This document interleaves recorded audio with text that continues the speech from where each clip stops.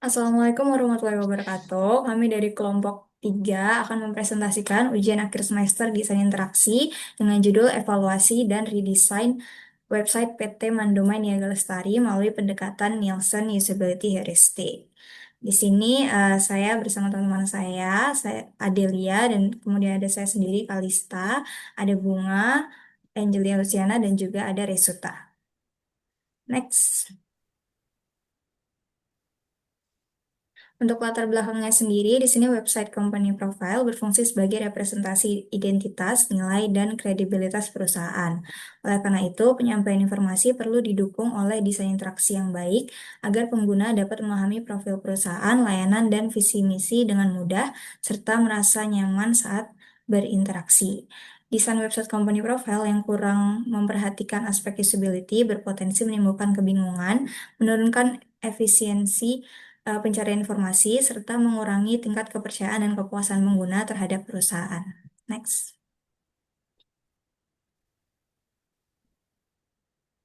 Untuk objek evaluasinya sendiri, untuk nama websitenya kami menggunakan website PT Mandomai Niaga Lestari dengan link yang tercantum di PPT dan juga ada tampilannya di sebelah kanan. Untuk alasan kami memilih website ini sendiri, karena kami merasa masih memiliki kelemahan pada desain interaksi dan usability, seperti struktur informasi yang belum hierarkis, navigasi terbatas, kurangnya konsistensi antarmuka, dan minimnya umpan balik interaksi, sehingga perlu dievaluasi menggunakan Nielsen Usability Heuristic sebagai dasar desain. Next. Untuk metode evaluasinya sendiri, di sini kami menggunakan 10 Nielsen Usability Heuristic yang dikemukakan oleh Jacob Nielsen sebagai pedoman dalam menilai kualitas usability suatu antarmuka sistem. Evaluasi dilakukan sebanyak 2 kali, yaitu pada website lama sebelum redesign dan setelah redesign. Hasil proses evaluasi menggunakan kuesioner yang disebarkan kepada audiens umum, di mana setiap aspek Nielsen Usability Heuristic dievaluasi melalui 2 pertanyaan. Next. Untuk tahapan evaluasinya sendiri, di sini yang pertama menentukan objek evaluasi, yaitu website PT Mandomania Lestari. Kemudian yang kedua mempelajari struktur halaman, konten, dan alur navigasi pada website. Yang ketiga melakukan penilaian antarmuka website berdasarkan masing-masing prinsip Nielsen Usability Heuristic. Yang keempat mencatat temuan permasalahan usability yang ditemukan pada setiap heuristik.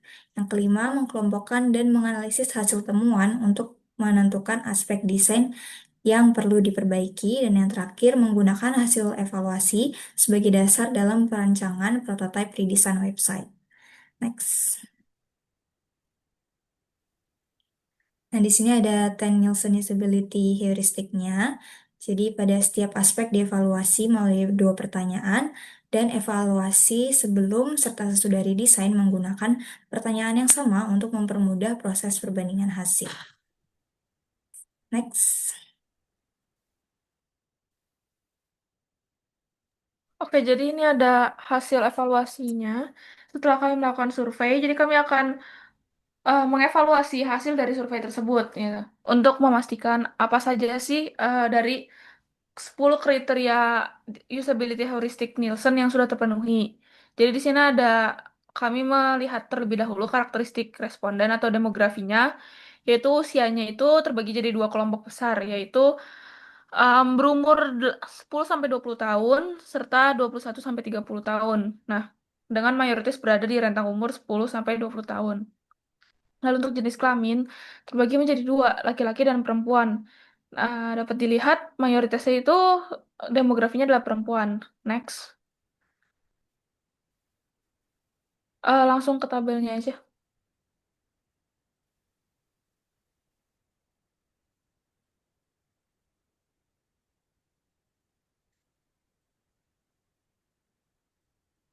Oke, nah jadi dari setiap pertanyaan itu kan memiliki 2 pertanyaan. Jadi kami membaginya menjadi 2 kelompok. Jadi nilainya itu kan punya skala 1 sampai 5. Jadi nanti yang 1 sampai 3 itu masuk ke dalam kategori kelompok tidak setuju. Dan yang em, paling banyak, kalau yang 4 sampai 5 itu masuk ke kategori setuju. hasilnya akan kami tambahkan, lalu nanti kami bandingkan apakah lebih banyak yang tidak setuju atau yang setuju.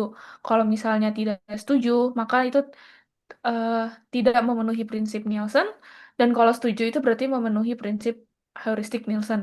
Nah, jadi ini bisa dilihat dalam tabel dari 10 prinsip, hanya satu yang memenuhi prinsip heuristik Nielsen, yaitu yang match between the systems and the real world. Artinya, em, memang sistem ini sudah mencerminkan perilaku dunia nyata penggunanya itu sendiri. Namun untuk bagian-bagian lain seperti visibilitas, terus kontrol serta kebebasan user, konsistensi, pencegahan error, pengenalan dan aspek-aspek lainnya itu belum terpenuhi.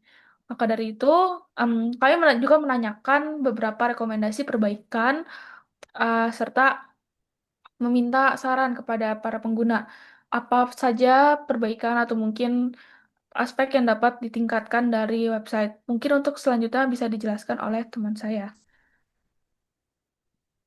Baik, setelah sebelumnya dilakukan evaluasi dan ditemukan bahwa 9 dari 10 prinsip ini belum dipenuhi, maka berikut adalah rekomendasi perbaikan untuk website. Yang pertama adalah visibility of system status, di mana di sini kami memberikan rekomendasi untuk menambahkan breadcrumbs bila navigasi statis dan indikator pemuatan. Kemudian yang kedua adalah user control and freedom, di mana rekomendasinya adalah menyediakan tombol kembali yang mudah diakses dan fitur reset pada filter pencarian.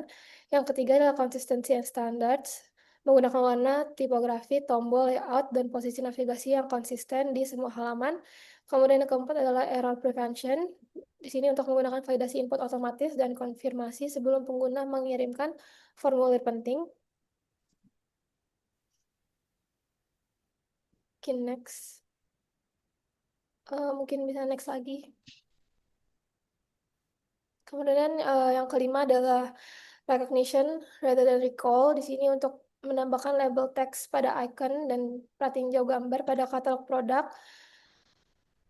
Kemudian yang keenam adalah flexibility and efficiency of use. Menambahkan pencarian cepat, filter produk, dan tombol chat ke WhatsApp. Yang ketujuh ada aesthetic and minimalist design.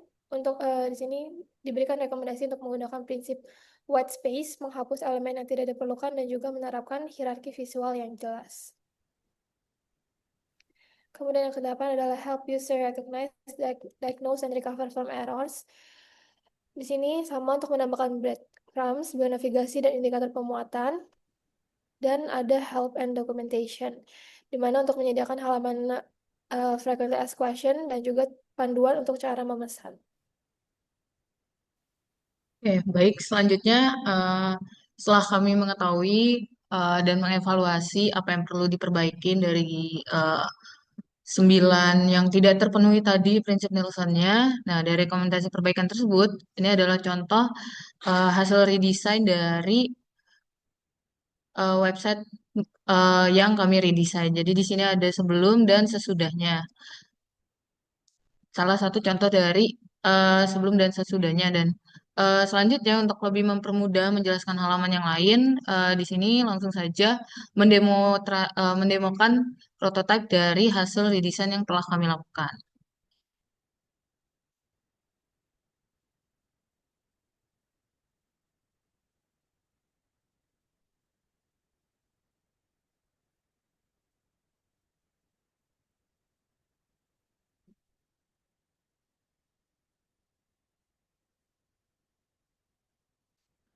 Oke, baik. Jadi di sini ada beberapa halaman.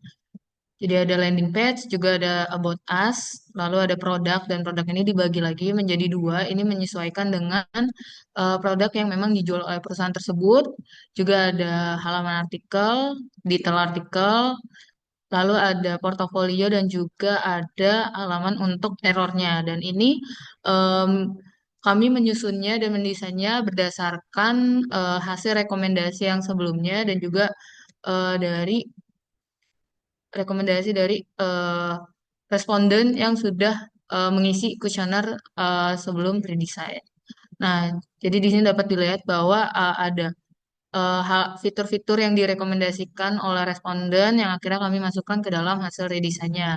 Jadi yang pertama di sini ada landing page. Nah, di landing page ini ada beberapa yang bisa ditekan. Jadi di sini yang pertama untuk visibility of system statusnya itu dari berandanya atau dari navigasinya si pengguna ini udah tahu dia sedang berada di halaman yang mana gitu. Jadi misalkan diklik tentang kami, nah nanti di sini ada kelihatan backgroundnya ini yang nandain kalau misalkan si pengguna itu lagi ada di halaman tentang kami. Dan juga di sini juga bisa langsung nyambung ke kontak yang mempermudah juga dalam aspek efisiensi. Dan dapat dilihat ini merupakan landing page-nya. Jadi ada kontak, terus juga ada langsung ke explore produknya. Lalu di sini ada informasi yang lebih menjelaskan si perusahaan ini jual apa dan juga ada tentang pengalamannya sudah berapa tahun yang itu untuk memperkuat kepercayaan si klien terhadap perusahaan ini gitu. Jadi perusahaannya itu lebih terlihat kredibel daripada website mereka yang sebelumnya. Nah, di sini jadi ini produk yang pertama. Jadi ini section produk, ada produk jenis yang pertama. Jadi mereka menjual dua, yaitu Baola dan Belimo. Nah, di sini kalau misalkan diklik explore produk, dia nanti akan langsung ke halaman si produknya. Lalu juga ada section klien yang juga memperkuat dan membuat kredibilitasnya itu lebih bertambah. Jadi di sini juga nampilin klien yang sudah mereka layani dan juga ada artikel yang lebih ke mengedukasi kliennya. Lalu dari sisi aspek help and documentation, di sini juga ada rekomendasi untuk menambahkan FIQ. Nah, ini jadi panduan juga bagi pengguna untuk eh, mengetahui atau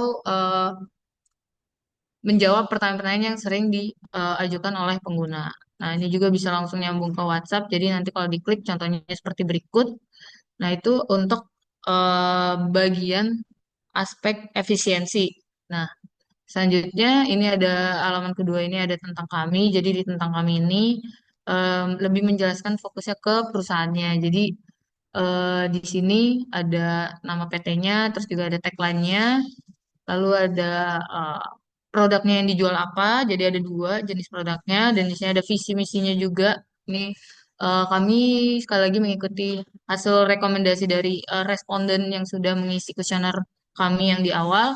Lalu ada nilai yang dipegang oleh perusahaan ini, tentunya ada klien dan juga kontak yang mempermudah untuk si klien mengontak perusahaannya. Dan selanjutnya ada halaman produk, di sini ada dua, ada Baola. Nah, ini produk yang pertama seperti berikut, dan ini yang Belimo. Nah, ini kenapa perbedaan layoutnya seperti ini? Jadi, memang Baola ini cuma satu jenis dan Belimo ini jadi banyak jenis. Jadi di sini kami memisahkan halamannya. Lalu selanjutnya halaman berikutnya ada artikel. Nah, ini tampilan dari halaman artikel secara layout dan desain kartnya juga antar halaman itu konsisten. Jadi untuk memenuhi aspek konsistensi sendiri yang ada di prinsip Nielsen. Nah, ini kalau misalkan diklik nanti baca selengkapnya itu bakal langsung nampilin detail dari artikelnya dan juga di bawahnya juga ada rekomendasi artikel lainnya yang mendorong pengguna untuk baca artikel lainnya. Dan selanjutnya itu ada portofolio. Jadi portofolio ini lebih menampilkan eh, klien atau proyek-proyek yang sudah dikerjakan oleh perusahaan ini. Lagi-lagi untuk menambahkan kredibilitas si perusahaan ini di mata klien dan juga untuk branding perusahaan ini di kliennya. Nah, jadi intinya dari 9 prinsip Nielsen yang kami coba untuk tingkatkan melalui desain ini dari mulai visibility sistem statusnya juga di sini terdapat konsistensi juga dari ukuran font, terus juga dari warna font dan juga dari style desainnya serta layout itu kami sudah eh, berusaha untuk menyesuaikan sesuai dengan kuesioner yang awal. Nah, di sini juga untuk bagian yang 404-nya sendiri ini, jadi kami tambahkan halaman 404 ini sebagai aspek dalam error prevention. Nah, jadi untuk selanjutnya bagaimana hasil evaluasi redesign ini akan dijelaskan oleh rekan kami. Baik, setelah melihat prototype hasil redesainnya, sekarang kita masuk ke hasil evaluasinya. Jadi di sini buat responden yang kita beri itu ada 21 dengan uh, 10 sampai 20 tahun, 76% untuk respondennya. Sisanya ada di 21 sampai 30 tahun dengan jenis kelaminnya sebanyak 62% perempuan dan 39% laki-laki. Next. Nah, untuk aspek per aspeknya dari Nielsen ini, pertama ada visibility of system status. Di sini terlihat semua rata kanan. Jadi user setelah melihat hasil redesign kami itu sudah dapat jelas melihat bagaimana apa halaman yang ia buka dan tahu feedback yang halaman yang mereka buka, entah itu error tadi 404 atau halaman yang berhasil dibuka dan sebagainya. Lanjut, aspek kedua ada match between system and the real world yang sebelumnya memang ini sudah eh, sesuai dengan hasil evaluasi kita. Lanjut, ada user control and freedom di mana user bisa mudah buat kembali ke halaman yang sebenarnya sebelumnya salah. Lalu juga user mudah membatalkan proses yang mereka salah, itu juga udah dominan di kanan. Lanjut,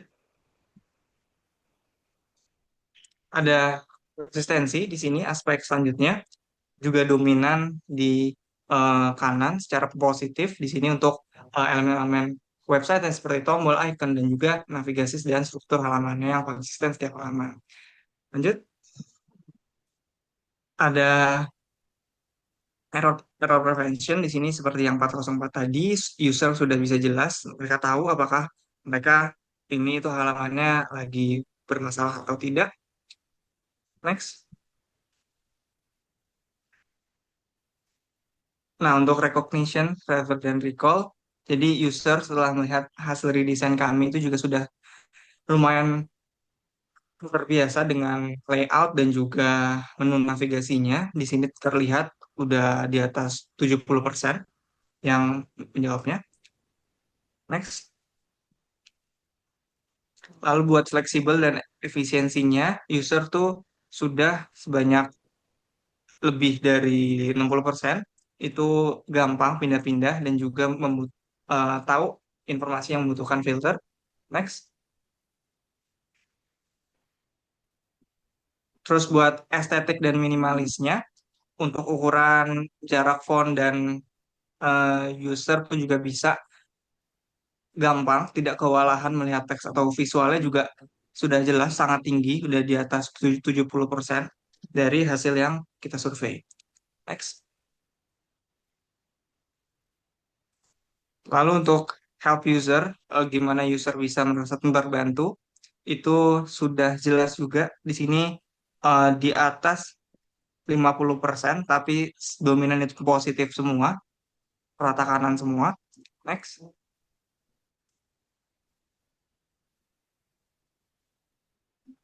Nah, untuk help and documentation ya, jadi user tuh bisa merasa informasinya tuh cukup untuk memandunya dan butuh penjelasan. Di website ini sudah disediakan dengan hasil survei kami juga dominan udah di atas 60-70% untuk spek ini. Next. Nah, jadi untuk kesimpulan dari hasil evaluasinya sendiri itu dari yang sebelumnya hanya satu aspek yang memenuhi, sekarang sudah 10-10-nya sudah memenuhi aspek prinsip heuristik Nielsen dengan skornya yang sudah semuanya itu di atas 30-40 skornya. Dengan skor yang tidak setuju itu di bawah 8 semua. Next, next. Nah, untuk eh, kita respon juga buat semua yang memilih desain yang lama atau yang baru, semua milih yang baru, dan dengan merekomendasikan semua rata kanan, kan merekomendasikan website ini ke orang lain. Oke, dengan begitu kesimpulannya, hasil redesign kami itu hasil evaluasi usability-nya menggunakan Nielsen, heuristik itu menunjukkan bahwa PT Mendomain Ega Lestari itu punya banyak permasalahan dari aspek navigasi, konsistensi tampilan, kontrol pengguna, dan juga struktur informasinya. Dan di sini dari 27 responden menilai website kurang menarik, membingungkan, dan kurang profesional. Makanya dari rancangan prototype redesign ini kami menekankan pada konsistensi navigasi, hierarki visual yang jelas, dan penggunaan call to action yang meningkatkan pengalaman pengguna dan mendukung tujuan bisnis perusahaannya.